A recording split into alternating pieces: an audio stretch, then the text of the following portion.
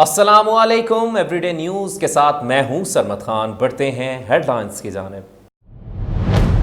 Syria ने एक बार फिर कवायद ज़वाबित की धज्जियां उड़ा दी हैं। वफाकी तरक्याती इदारे सीरिया ने खतीबों के लिए मुख्तस 6 में से 3 सरकारी मकानात खिलाफ ज़ाब्ता अलाट कर दिए हैं। सीरिया के मेंबर एडमिनिस्ट्रेशन खुशहाल खान ने पहले खतीबों की मुख्तस रिहाइश गाहें मनसूख की, जिसके बाद में दीगर गैर मजाज अफराद को अलाट कर दी। तफसीलात के मुताबिक सेक्टर F61 में एक मकान खैबर पख्तूनख्वा के साबिक सूबाई वजीर के रिश्तेदार को अलाट किया गया। ताहम दीगर 2 मकानात भी खिलाफ ज़ाब्ता गैर मजाज अफराद को अलाट कर दिए गए, जबकि सेनेट की दाखिला कमेटी ने अलाटमेंट में बेकायदगियों का नोटिस ले लिया है, जिस पर कायमा कमेटी दाखिला ने तमाम गैर कानूनी अलाटमेंट मनसूख करके घर हकदारों को देने का हुक्म दिया है। चिन्योट पुलिस का जिला भर में मंशियात फरोशों और नाजायज असला रखने वालों के खिलाफ सर्च ऑपरेशन। मुख्तलिफ इलाकों से एक औरत समेत 21 मुल्जिमान गिरफ्तार। मुल्जिमान के कब्जे से 14 किलो 300 ग्राम चर्स और भारी मिकदार में असला बरामद। इस मौका पर DPO सैयद हसनैन हैदर का कहना था कि चिन्योट को मंशियात से पाक करना मेरा आज़म है।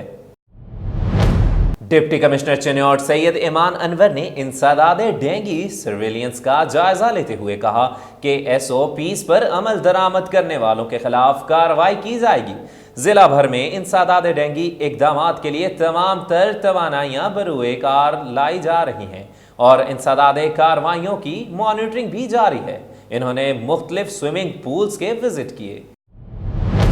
शांगला में यूनियन कौंसल दामोड़ी के गुंजानाबाद इलाका पिंडारी गाजी खोड़ के वाहिद गर्ल्स प्राइमरी स्कूल की इमारत 2005 ज़ल्ज़ले में तबाह हो चुकी है।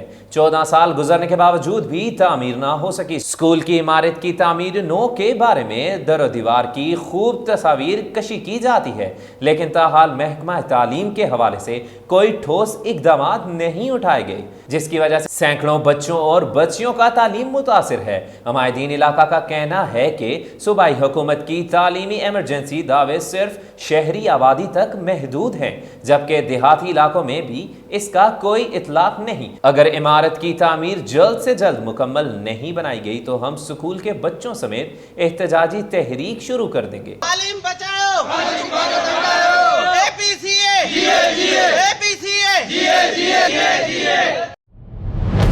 महकमा तालीम कंबर के ऑफिस क्लर्क ने अपने ही DO एजुकेशन सेकेंडरी की मुबैना करप्शन के खिलाफ एहतजाजी मुजाहरा किया।